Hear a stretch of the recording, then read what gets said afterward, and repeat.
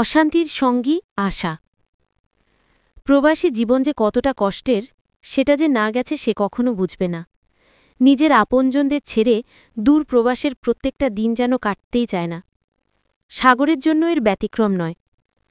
Saudi আরবের এক construction সাইটে সারাদিনের হাড়ভাঙা খাটুনির পর যখন সে তার ৮x১০ ফুটের ছোট্ট কামরাটায় ফেরে, তখন চারপাশের নিস্তব্ধতা তাকে গিলে খেতে আসে। ঘড়ির কাঁটাটা যেন ইচ্ছে করেই ধীরগতিতে চলে।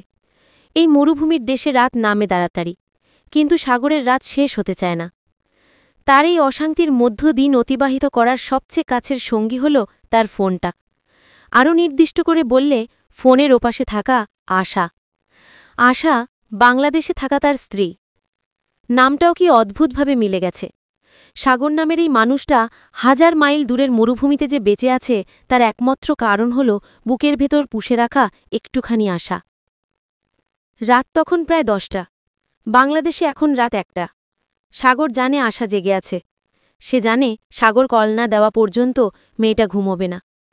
ভিডিও কলটা রিং হতেই ওপাশ থেকে ভেসে আসে এক চিলতে স্বস্তি। এই কল দিলে?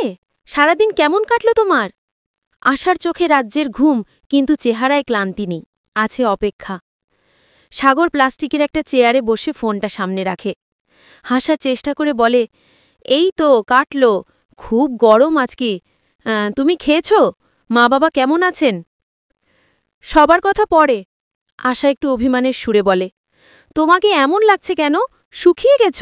ঠিকমতো খাও তো? সাগরের বুকের ভেতরটা মোচড় দিয়ে উঠে। এই একটা প্রশ্ন, এই প্রশ্নের আড়ালে যে মমতা লুকিয়ে আছে, তার জন্যই তো সব ছেড়ে পড়ে থাকা। আরে না, কাজের চাপে এমন লাগে, তুমি চিন্তা করো না তো। সাগর কথা ঘোরায়। সে বলতে পারে না এখানে সময়মতো খাওয়ার চেয়েও কাজ শেষ করার তাড়া বেশি। সে বলতে পারে না এখানকার রান্নায় দেশের মাটির গন্ধটা পাওয়া যায় না। আশা চুপ করে স্বামীর মুখটা দেখতে থাকে। সে জানে সাগর অনেক কিছু লুকাচ্ছে। সেও তো প্রবাসী স্ত্রী, কষ্টটা তারও কম নয়। শোনো, আজ বাবা তোমার পাঠানো টাকা পেয়েছেন। বলছিলেন সাগর না থাকলে আমাদের কি যে হতো। তোমার জন্য সবাই কত দোয়া করে। সাগরের চোখটা ভিজে ওঠে। এই কথাগুলো শোনার জন্যই তো বেঁচে থাকা। আশা বলতে থাকে, জানো, আমাদের বারান্দার গাছটায় ফুল এসেছে। তুমি এলে দেখবে। আর বেশি দিন নেই সাগর, আর মাত্র ৬টা মাস, তারপর তুমি চলে আসবে। ৬ মাস! সাগরের কাছে মনে হয় ৬ যুগ। কিন্তু আশার মুখে কথাটা শুনে মনে হলো সময়টা পার হয়ে যাবে। দিন কটতেই চায় না আশা। এখানে আপন বলতে কেউ নেই, কথা বলার একটা মানুষ নেই। সাগর অবশেষে তার ভেতরের কষ্টটা বলেই ফেলে। আশা হাসে। সেই হাসিটা সাগরের কাছে এই মরুভূমির বুকে এক পশলা বৃষ্টির মতো। কেন? আমি আছি না? আমি তোমার সবচেয়ে কাছের সঙ্গী। যখনই এমন লাগবে জানবে আমি তোমার পাশেই আছি। চোখ বন্ধ করলেই আমাকে দেখতে পাবে।